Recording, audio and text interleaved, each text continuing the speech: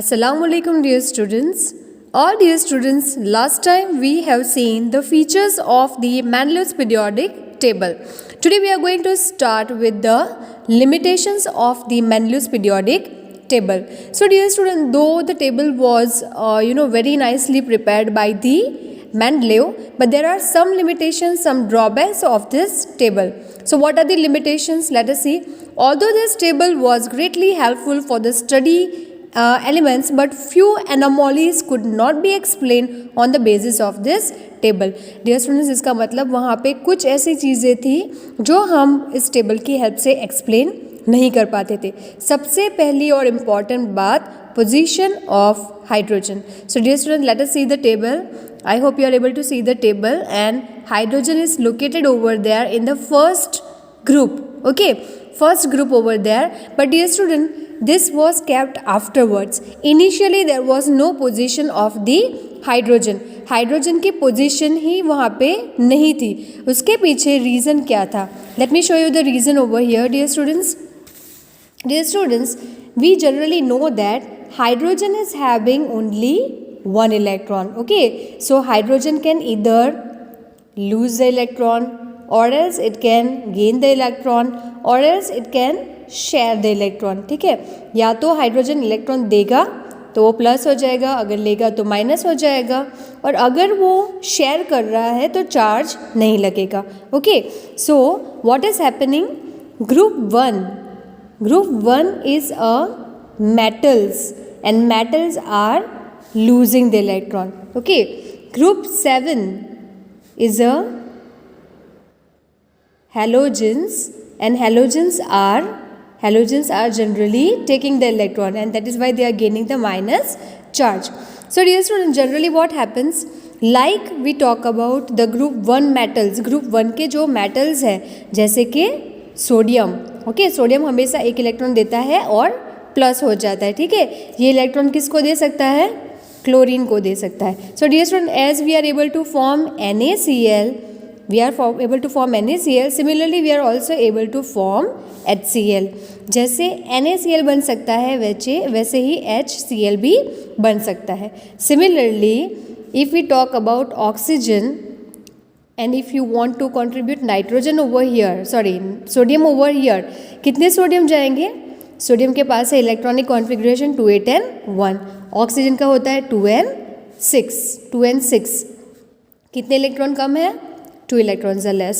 So sodium, how many sodiums will be going? 2 sodiums will be going, right? So when we write the formula, we will be writing Na2O. Similarly, dear students, hydrogen के पास भी एक ही electron है, oxygen को 2 चाहिए. कितने hydrogen जाएंगे? 2 hydrogen जाएंगे. तो जैसे बनता है Na2O, वैसे ही we are able to form the H2O. Is it clear? One more compound, H2S, Na2S, same. So dear student, यहाँ पे Na and Na is coming from your group 1. ठीक है, तो यहाँ पे हम इसको रिलेट कर सकते हैं that hydrogen can be belong to group 1. यहाँ से हम ऐसा कह सकते हैं that hydrogen is belonging to group 1. ठीक है, तो मेंडलीव चाहते तो उनको ग्रुप 1 में रख सकते थे, बट जैसे हमारे ग्रुप 7 के मेंबर्स हैं हमारे हेलोजेंस, या तो आप इसको हेलाइड्स भी कह सकते हो. सो डियर स्टूडेंट, हेलोजेंस जो होते हैं, जैसे कि सपोज कर लो सबसे पहला मेंबर फ्लोरीन का एटॉमिक नंबर कितना होता है? 9. Electronic configuration 2 and 7. ठीक है, एक इलेक्ट्रॉन कम है यहाँ पर, चाहे तो इसको कोई एक इलेक्ट्रॉन दे भी सकता है, बट अगर नहीं दे रहा है तो क्या करेगा? फ्लोरीन अपने ही जैसे दूसरे फ्लोरीन के साथ क्या कर लेगा? शेयरिंग कर लेगा. सी 1 2 3 4 5 6 7. ठीक है, सामने एक और fluorine, and that is going to get shared over here. तो यहाँ पे फ्लोरीन मॉलिक्यूल कैसे एग्जिस्ट होता है? F2. Fluorine molecule is coming in the F2. That is why we call it as a diatomic. So dear student, same like fluorine, hydrogen is also able to share one electron and able to come as a H2 in the diatomic format. So dear student, Mendeleev को समझ में ये नहीं आ रहा था कि hydrogen को group 1 में रखे या हाइड्रोजन को ग्रुप 7 में रखे, ठीक है। तो सब इन दोनों के अंदर कंफ्यूज हो जाने पर हाइड्रोजन की पोजीशन कौन डिसाइड नहीं कर पाया? Mendeleev. Mendeleev was not able to give the position of the hydrogen. So ये उनका पहला लिमिटेशन, पहला drawback. See here the clear statement is given. In the outermost electronic configuration, hydrogen resembles with the alkali metals. Moreover, it combines with the halogens, oxygen and sulfur to give the similar type of the compounds as given over here. जैसे HCl बनता है वैसे NaCl, जैसे H2O बनता है वैसे Na2O और जैसे H2S बनता है वैसे Na2S. Okay.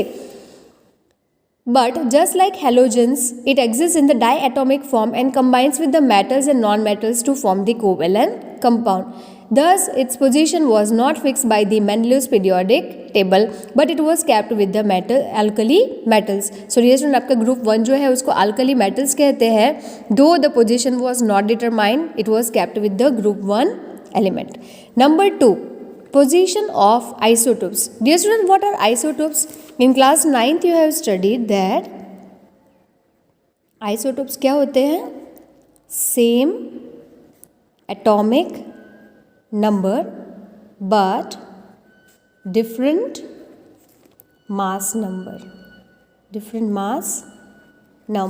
For example hydrogen की बात ले लो.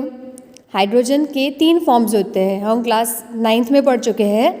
Hydrogen in the form of 3 structures, or you can say 3 types. First one, it is protium,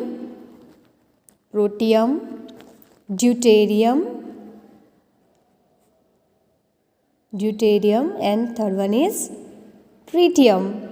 So dear students, आपको पता है कि यहाँ पर उन्होंने जब टेबल में हाइड्रोजन लिखा तो सिर्फ एक ही हाइड्रोजन लिखा, जबकि हाइड्रोजन के कितने आइसोटोप्स हैं? 3 आइसोटोप्स आर देयर.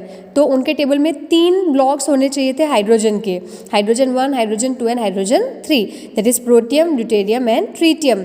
इसके 3 कॉलम्स होने चाहिए थे, 3 बॉक्सेस होने चाहिए थे, but he was not able to give the 3 boxes. One more example let us take. We are having the carbon. Carbon is available in carbon 14 form also and carbon 16 form also. तो carbon के लिए भी 2 slots होने चाहिए थे, तो उन्होंने 2 slots नहीं बताए. Is it clear dear students? मतलब कि आइसोटोप्स का कोई एग्जिस्टेंस नहीं था in the table. The isotopes were not given the different place over there. Isotopes are the element having similar chemical properties but different atomic masses. In Mendel's periodic table, no place was given to these elements. जैसे कि हम देख रहे हैं कि carbon का सिर्फ एक ही स्लॉट है, नाइट्रोजन का सिर्फ एक ही स्लॉट है, ऑक्सीजन का सिर्फ एक ही स्लॉट है. डियर स्टूडेंट, इन सभी के आइसोटोप्स है, तो यहाँ पे आइसोटोप्स के लिए अलग अलग टेबल होने चाहिए थे. क्यों? क्योंकि मेंडलीव का कहना क्या था? Physical and chemical properties of the element are the periodic function of their atomic mass. तो यहाँ पे सारे जितने भी मासेस थे उसका यहाँ पे एग्जिस्टेंस होना चाहिए था, बट जो नहीं है. ठीक है. Number 3, uncertainty in atomic masses. Dear student, another problem was that the atomic masses do not increase in a regular manner in going from one element to the next. So it was not possible to predict how many elements could be discovered between 2 elements, especially when we consider the heavier elements. So dear student, यहाँ पे क्या हो रहा था? ये जो atomic mass को उन्होंने रखा था वो प्रॉपर सीक्वेंस में नहीं था. ठीक है. जैसे कि हम बात कर रहे हैं 50.20 एंड 54.94. तो डियर स्टूडेंट, यहाँ से आइडिया नहीं आएगा कि फ्यूचर में इसके बीच में कितने एलिमेंट प्रेजेंट हो सकते हैं, और जनरली ज़्यादा प्रॉब्लम यहाँ पर होगी जहाँ पर पहला बड़ा एलिमेंट और बाद में छोटा एलिमेंट रखा हुआ था according to the mass. So this was general problems over there, that elements जो इंक्रीजिंग एटॉमिक मासेस में रखे हुए थे, कुछ कुछ जगहों पर वो मास प्रॉपर नहीं था, तो जिसकी वजह से फ्यूचर में in future you will not able to come out that how many elements will be discovered and where they will be located. Is it clear? तो ये आपका 3rd पॉइंट हो गया, that is uncertainty in the atomic masses. Dear student, the last drawback और limitations we can say placing of heavier elements before the lighter one. Few elements those possesses the higher atomic masses were placed before the element having the lower atomic masses. For example, argon 39.9 was placed before the potassium 39.1. आपको ये देखना है कि आपका जो potassium है, potassium is over here, so potassiums mass is your 39.1 है. Okay, so before that you are having the argon AR, and AR mass is your 39.1. So 39.1 आ जाता है, and that is why it is a problem. One more example is there, cobalt and nickel. As I told you, see, cobalt का मास है 58.93, जबकि निकल का मास है 58.71. तो पहले कौन सा आना चाहिए था? निकल, एंड देन क्या आना चाहिए था? Cobalt. Okay, so dear student, this is the mistake, और else you can also see it over here, tellurium and iodine. Tellurium mass is 127.60 when iodine is 126.90. Also you are able to see one more problem, that is vanadium and chromium. Vanadium 50.94 and chromium 50.20. तो chromium पहले आना चाहिए था और vanadium बाद में. So dear student, ये सारी जितनी भी problems है घूम फिर के एक ही point को reflect कर रही है, that it is the problem where you are able to get the atomic mass. Atomic mass की वजह से प्रॉब्लम हो रही है. Is it clear? Isotopes atomic mass से related, uncertainty in the atomic mass से related, placing the heavier elements before the lighter one, atomic mass is related over here. So dear student, all this 4 problems which was associated with the Mendeleev's periodic table. So dear student, Mendeleev ने ये जो table दिया था वो बहुत ही useful भी था, but कुछ जगहों पर इसके लिमिटेशंस एंड ड्रॉबैक्स आ जाते थे. So dear students, in order to overcome the problem of this one, another scientist worked over here and his name was Henry Moseley. So dear student, Henry Moseley is the one more we can say scientist, chemist, the one who gave the modern periodic table. Now dear students, what he did in 1913, Henry Moseley showed that atomic number of an element is more fundamental property, and do not basis on this he modified the Mendel's periodic law as physical and chemical properties of element are the periodic function of the atomic number, and this is called modern periodic law. Now dear student, Mendeleev ने क्या law दिया था? पूरा statement same, सिर्फ कहाँ पे change था? Atomic mass. यहाँ पे एटॉमिक मास आता था, जबकि मॉडर्न पीरियोडिक टेबल में यहाँ पे एटॉमिक नंबर. ठीक है, तो दोनों के दोनों लॉज इजी हो गए लर्न करने के लिए, पूरा लॉ सेम, सिर्फ एक वर्ड का difference. Mendeleev periodic law, physical and chemical properties of the element are the periodic function of their atomic masses. ये किसका कहना था? Dmitry Ivanovich Mendeleev. जबकि हेनरी मॉसले क्या कह रहे हैं? Physical and chemical properties of the element are the periodic function of their atomic number. Very important. And this is called modern periodic law. 1 marks के लिए पूछा जाता है, and that is what you have to remember. When the elements are arranged in the increasing order of their atomic number, the table obtained is called modern periodic table.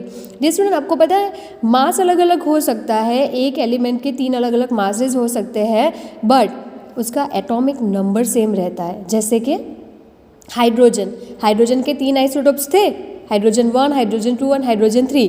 तीन में अलग क्या था? मास अलग था. ठीक है, सेम चीज़ क्या थी?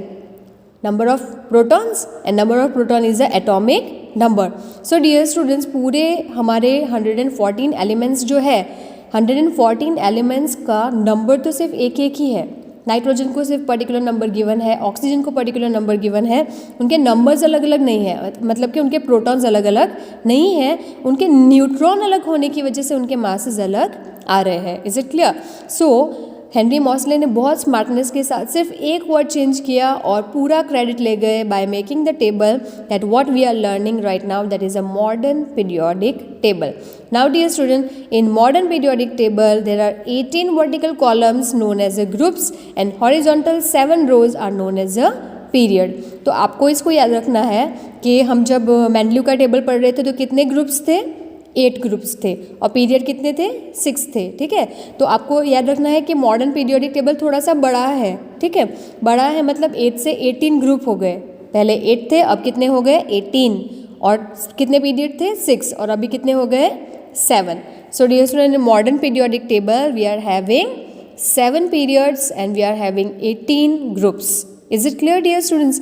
So this is very important to understand over here, that what is periodic table, modern periodic table. So dear student, here we are winding up the topic. In our next video we will study the features of the groups and the period and all the variety of the trends which are followed in the modern periodic table.